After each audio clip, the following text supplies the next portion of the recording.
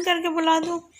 नाना से प्यार करेंगे और पापा प्यार से प्यार करेंगे। दोनों प्यार करेंगे मुझे? हाँ। नहीं, एक प्यार करेंगे। आपको पापा प्यार करेंगे, मेरे को नाना प्यार करेंगे।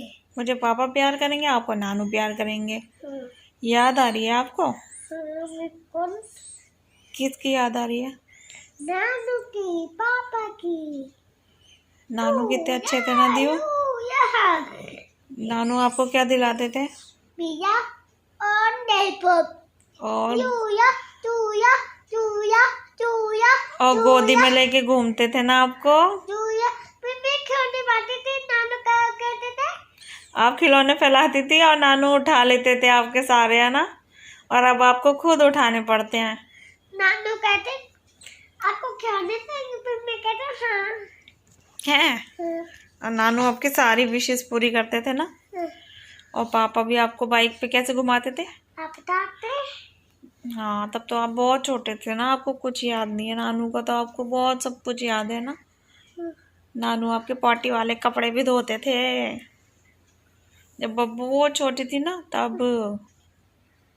नानू कहा कहते थे? नानू कहते थे मेरी प्यारी गुड़िया रानी। नानू कहते थे ना बाबू मुझे बोला करो पापा। नानू पापा बोलती थी दियो, है ना? हाँ। पापा कहाँ हैं आपके? पापा ये बस नानू के साथ चाय पिए थे। नानू के साथ चाय पी रहे हैं पापा? पापा कोई तबीयत खराब नहीं थी। पापा की तबीयत खराब नहीं थी? हाँ। एवरीवन, कैसे हैं आप सब लोग? आप सबका स्वागत है मेरे चैनल दीपक दिया खन्ना व्लॉग्स पर। तो आज है 30 सितंबर, दिन है आज वेडनेसडे। महीना कब शुरू होता है कब ख़त्म हो जाता है पता ही नहीं चलता। तो आज महीना ख़त्म हो जाएगा, कल 1 अक्टूबर, और इसी अक्टूबर से नवरात्र शुरू हो जाएंगे। नवरात्रों के साथ सारे त्यौहार शुरू हो जाएंगे। त्यौहार भी नवंबर में ख़त्म हो ही जाएंगे, है ना? मेरा मन आज बहुत ज़्यादा उदास था, तो मैंने कहा चलो आप लोगों से बातें करती हूँ, थोड़ा सा शेयर करती हूँ ना, तो अच्छा लगता है। दिया सुबह से अपने पापा के बारे में पूछ रही थी, पता नहीं इसको सडन कहाँ से पापा की याद आ रही थी। और उसको वो चीज़ें याद आ रही थी जो वो अपने पापा के संग करती थी। बाइक पे घूमना, पापा चीज़ दिला के लाते थे। 1.5 साल की थी उस टाइम पर, ये 1.5 साल से थोड़ी सी बड़ी होगी, लेकिन इसको सारी चीज़ें बहुत अच्छे से याद है। बच्चे भूल नहीं पाते, मुझे ऐसा लगता है।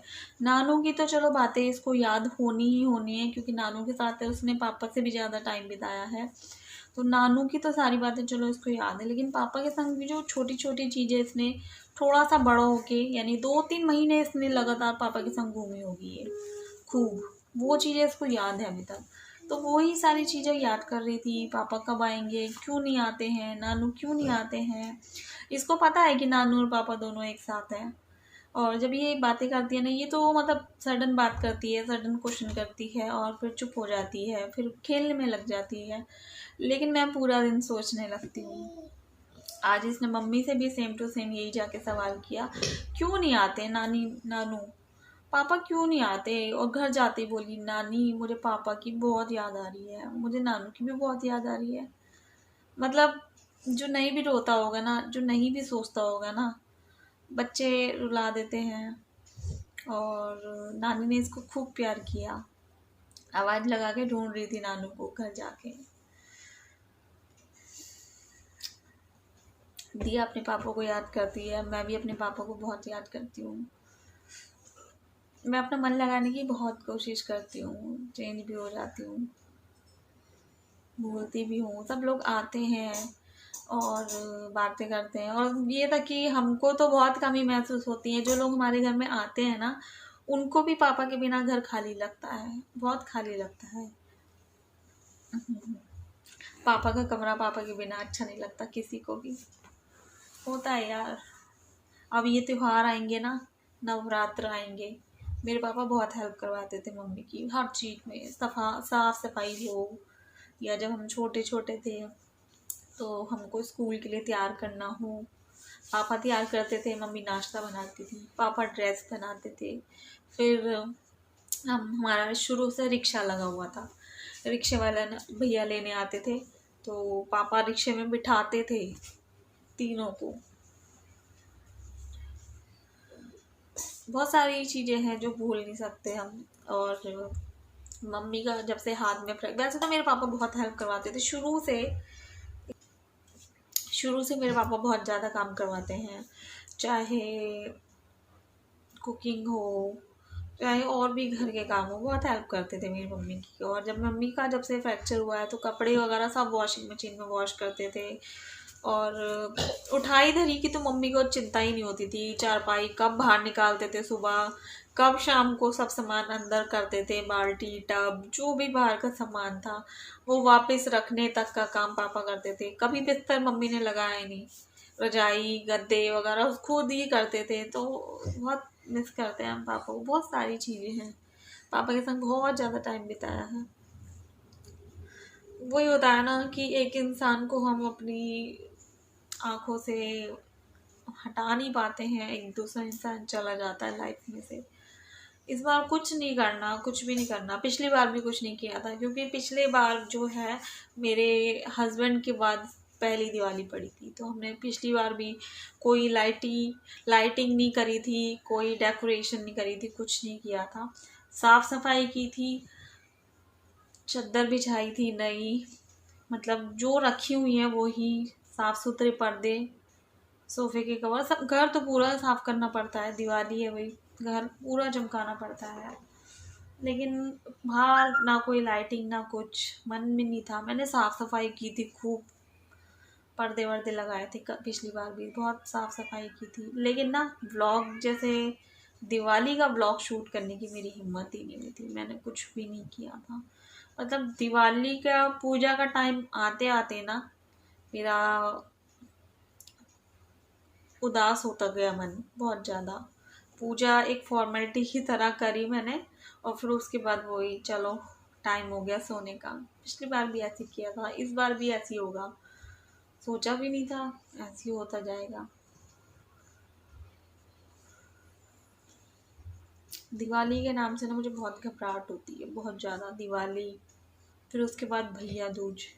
भैया दूज एक आखिरी फेस्टिवल ऐसा था जो मैंने अपने हस्बैंड के संग निकाला था, और भैया दूज के अगले दिन ही वो चले गए थे इस दुनिया से।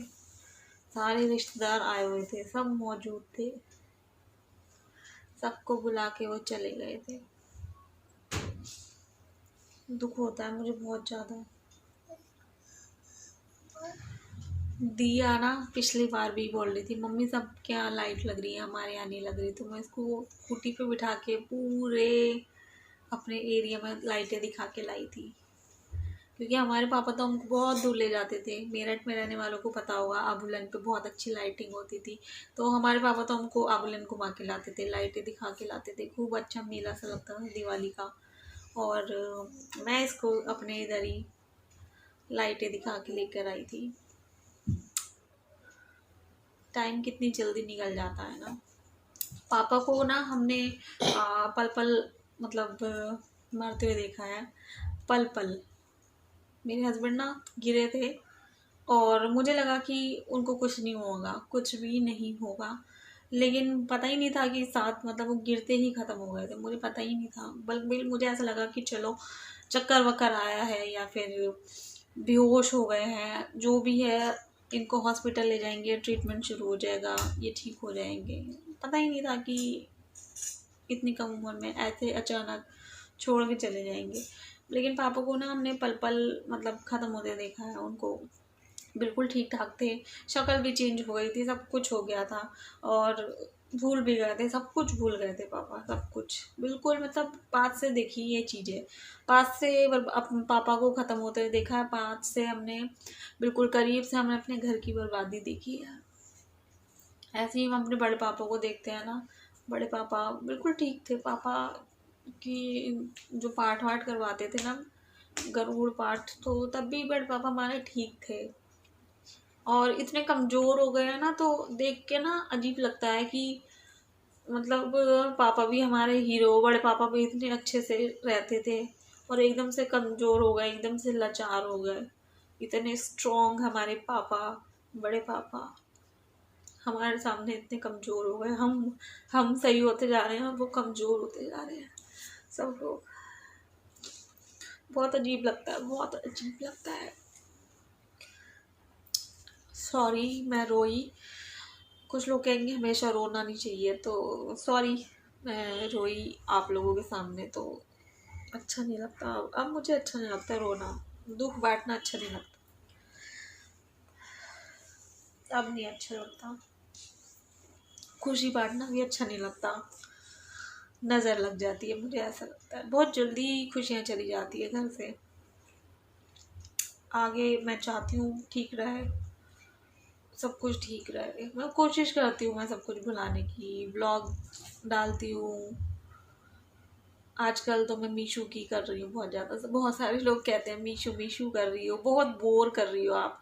लेकिन ये काम है हमारा जो हमको पूरा करना ही करना है। हमारे को जो टारगेट मिला है हम उतनी वीडियो बनाएंगे ही बनाएंगे। कोई आया है, जो हमको टारगेट मिला है वो हमको पूरा करना करना है। और आप ये कह सकते हो कि सैलरी के साथ अगर हमको बोनस मिल रहा है तो हम क्यों वो काम ना करें, है ना।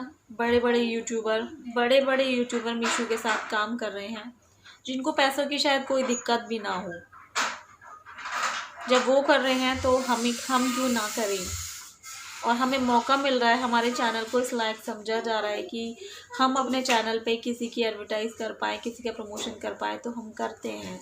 हमारे चैनल को कम से कम किसी ने इस लायक तो समझा, तो इस वजह से मैं मीशो कर रही हूँ आजकल। लेकिन ये ज़रूरी है हमारे लिए। आप लोगों के हस्बैंड कभी ऑफिस में जाते होंगे, ओवर टाइम करते होंगे, तो समझ लीजिए हम भी ओवर टाइम कर रहे हैं। हम भी दिवाली के लिए बोनस का इंतज़ाम कर रहे हैं। थोड़ा सा फीलिंग को समझा कीजिए। हम अपने ब्लॉग का जो टाइटल है वो डालते हैं मीशू का। अगर मैं ऐड कर रही हूँ तो मैं मीशू हॉल डालती हूँ। वो आपके ऊपर है, आपको वो चीज़ देखनी है या नहीं देखनी है, ये आपके ऊपर है। मैं तो टाइटल डालती हूँ सीधा सा। आप चाहो तो उसको नहीं देखो, आप चाहो तो मत देखो। लेकिन आप चाहते हो कि देखे भी ना हम, और बस वीडियो खोल के मुझको नेगेटिव कमेंट कर दो, मुझको डीमोटिवेट कर दो, है ना। ये अच्छा नहीं लगता है। कोशिश किया करो कि ना दिल दुखाओ, क्योंकि मैं भी चाहती यही हूँ कि मैं भी अपनी बेटी को अच्छे से पढ़ा लूँ। जितना जोड़ पा रही हूँ जोड़ लूँ उसके लिए। मैं झूठ नहीं बोलूँगी, मैं बिल्कुल झूठ नहीं बोलती।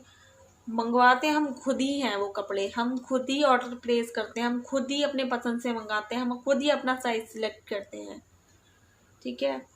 और इस टाइम हमको सिर्फ और सिर्फ लेडीज़ कपड़ों का करना है, बच्चों के नहीं करने, जेंट्स के नहीं करने। मुझे ज़रूरत है भी या नहीं है, लेकिन मुझे करने हैं वो कपड़े ऑर्डर, और मैं ही कर रही हूँ वो ऑर्डर कपड़े, ठीक है ना। लोगों को पता नहीं क्यों लगता है यार फ्री का क्या। मुझे पता है ना, मेरे नॉर्मल व्लॉग पे तो अच्छे व्यूज़ आ जाते हैं, लेकिन मैं ऐसी वीडियोस डालती हूँ तो मेरे व्यूज़ बहुत कम आते हैं। व्यूज़ बहुत कम आते हैं तो डॉलर भी कम बनते होंगे, तो फ्री का क्या हुआ, हमें तो नुकसान ही होता है ना किसी और चीज़ की वीडियो डालने पर। फ्री का कुछ भी नहीं होता है। हर काम अगर आप कपड़ों का घर से भी शुरू करते हो ना, तो थोड़ा सा नुकसान उठाना ही पड़ता है। तो ऐसे ही हम भी, मेरा मन था कि मैं मीशो के साथ काम करूं। बहुत सारे यूट्यूबर कर रहे थे, मेरी भी इच्छा थी कि कब मेरे पास ऑफर आएगा, मैं कब मीशो के साथ काम करूंगी। बहुत सारे मैंने एड्स प्रमोशन किए हैं, लेकिन मैं भी मीशो का इंतज़ार कर रही थी। फाइनली मुझको मिला और मुझे अच्छा लग रहा है काम करना। महीने में 4 वीडियो करनी होती है। सितंबर में थोड़ा जल्दी वीडियो करनी पड़ी, क्योंकि 10 तारीख के बाद मुझको ऑफ़र मिला था। फिर 10-15 दिन मेरे प्रोडक्ट आने में लग गए, तो बस लास्ट में 1-2 दिन छोड़ के वीडियो मुझे डालनी पड़ी। अक्टूबर के में शायद मैं जल्दी वीडियो डालूँ, शायद हफ्ते में 1 डालूँ, तो आप लोगों को शायद बुरा ना लगे। थोड़ा सा एडजस्टमेंट किया करो। ये एक कह सकते हो कि हमारे लिए तरक्की की तरह है। मेरे लिए नहीं, सभी यूट्यूबर के लिए एक तरक्की की तरह है। बहुत मेहनत के बाद हमको ये सब मिलता है, तो हम इज़्ज़त करते हैं हर काम की। लेकिन आपको नहीं पसंद आता ना, आप टाइटल देख के वीडियो ही ओपन मत किया करो। कोशिश ये किया करो। मैं कितने कमेंट डिलीट करूँ, कितने इग्नोर करूँ। चलिए मैं इस वीडियो को यहीं पर एंड करती हूँ, मिलती हूँ आपसे नेक्स्ट वीडियो में। तब तक के लिए बाय बाय, टेक केयर। और आज मेरा मन किया बस कि आप लोगों से अपनी बातें शेयर की जाए। ब्लॉग डालती रहती हूँ, डेली रूटीन शेयर करती रहती हूँ, रेसिपी शेयर करती रहती हूँ, बट कभी बीच में मन करता है ना कि बस आप लोगों से बात कर लूँ। टूट जाती हूँ जब इस तरीके की, तब मन करता है, इमोशनल हो जाती हूँ तब मन करता है ना। तो बस बाय बाय, अपना ध्यान रखना।